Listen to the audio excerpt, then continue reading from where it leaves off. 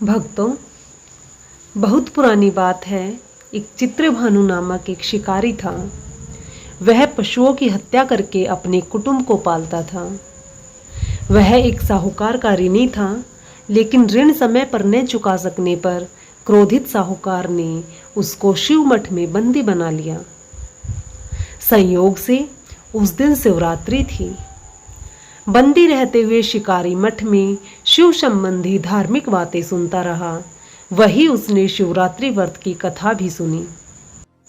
संध्या होने पर साहूकार ने उसे बुलाया और ऋण चुकाने के लिए पूछा, तो शिकारी ने अगले दिन सारा ऋण लौटा देने का वचन दिया। साहूकार ने उसकी बात मान ली और उसे छोड़ दिया।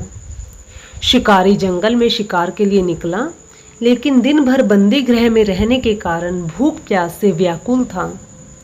सूर्यास्त होने पर वह एक जलाशय के समीप गया और वहां एक घाट के किनारे पानी पीकर एक पेड़ पर चढ़ गया, क्योंकि उसे पूरी उम्मीद थी कि कोई ना कोई जानवर अपनी प्यास बुझाने के लिए यहाँ जरूर आएगा। वह पेड़ बेलपत्र का था और उसी पेड़ के नीचे शिवलिंग भी था, जो सूखे बेलपत्रों से ढके होने के कारण दिखाई नहीं दे रहा था। शिकारी को उसका पता ना चला। भूख और प्यास से थका वो वही मचान बनाकर बैठ गया। मचान बनाते समय उसने जो टहनियाँ तोड़ी, वे संयोग से शिवलिंग पर जा गिरी। इस प्रकार दिन भर भूखे प्यासे शिकारी का व्रत भी हो गया और शिवलिंग पर बेलपत्र भी चढ़ गए। एक पहर रात्रि बीत जाने पर एक गर्भिणी मृगी तालाब पर पानी पीने पहुंची।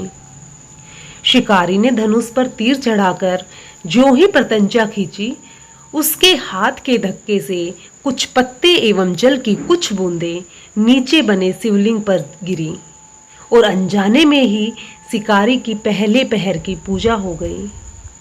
मृगी बोली, मैं गर्भिणी हूँ, शीघ्र ही प्रसव करूंगी। तुम एक साथ दो जीवों की हत्या करोगे, जो ठीक नहीं है। मैं बच्चे को जन्म देकर शीघ्र ही तुम्हारे समक्ष प्रस्तुत हो जाऊंगी, तब मार लेना। शिकारी ने प्रत्यंचा ढीली कर दी और मृगी जंगली झाड़ियों में लुप्त हो गई। कुछ ही देर बाद एक और मृगी उधर से निकली। शिकारी की प्रसन्नता का ठिकाना ना रहा। समीप आने पर उसने धनुष पर बाण चढ़ाया। कुछ बेलपत्र नीचे शिवलिंग पर जा गिरे और अनायास ही शिकारी के दूसरे पहर की पूजा भी हो गई। तब उसे देख मृगी ने विनम्रतापूर्वक निवेदन किया कि मैं थोड़ी देर पहले ऋतु से निवृत्त हुई हूँ, कामातुर विरहिणी हूँ, अपने प्रिय की खोज में भटक रही हूँ। मैं अपने पति से मिलकर शीघ्र ही आ जाऊंगी। शिकारी ने उसे भी जाने दिया। 2 बार शिकार को खोकर वह चिंता में पड़ गया। रात्रि का आखिरी पहर बीत रहा था। तभी एक अन्य मृगी अपने बच्चों के साथ उधर से निकली। शिकारी धनुष पर तीर चढ़ाकर छोड़ने ही वाला था कि मृगी बोली, मैं इन बच्चों को इनके पिता के हवाले करके लौट आऊंगी, इस समय मुझे मत मारो।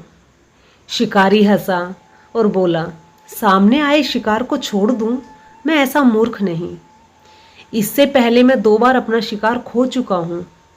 मेरे बच्चे भूख प्यास से तड़प रहे होंगे। उत्तर में मृगी ने फिर कहा, जैसे तुम्हें अपने बच्चों की ममता सता रही है, ठीक वैसे ही मुझे भी इनकी फिक्र है। इसलिए सिर्फ बच्चों के नाम पर मैं थोड़ी देर के लिए जीवन दान मांग रही हूँ। मेरा विश्वास करो, मैं इन्हें इनके पिता के पास छोड़कर तुरंत लौटने की प्रतिज्ञा करती हूँ। मृगी का दीन सवर सुनकर शिकारी को उस पर दया आ गई। उसने उस मृगी को भी जाने दिया।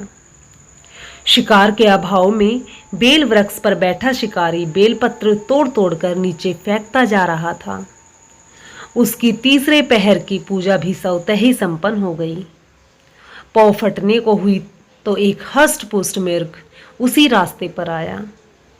शिकारी ने सोच लिया कि इसका शिकार वह अवश्य करेगा। शिकारी की तनी प्रत्यंचा देखकर मृग विनीत स्वर में बोला, भाई, यदि तुमने मुझसे पहले आने वाली 3 मृगियों तथा छोटे छोटे बच्चों को मार डाला है, तो मुझे भी मारने में विलंब ना करो।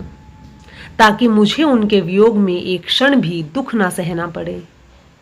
मैं उन मृग्यों का पति हूं।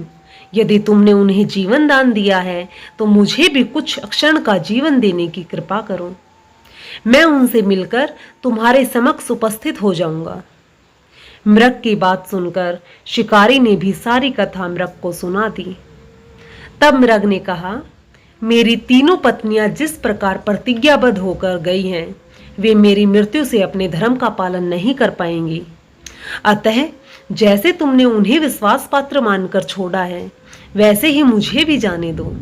मैं उन सबके साथ तुम्हारे सामने शीघ्र ही उपस्थित होता हूँ। उपवास, रात्रि जागरण तथा शिवलिंग पर बेलपत्र चढ़ने से शिकारी का हिंसक हृदय निर्मल हो गया था। उसमें भगवत शक्ति का वास हो गया था। उसके हाथ से धनुष तथा बाण छूट गया और उसने मृग को जाने दिया। थोड़ी ही देर बाद वह मृग सपरिवार शिकारी के समक्ष उपस्थित हो गया ताकि वह उनका शिकार कर सके। किंतु जंगली पशुओं की ऐसी सत्यता, सात्विकता एवं सामूहिक प्रेम भावना देखकर शिकारी को बड़ी ग्लानि हुई।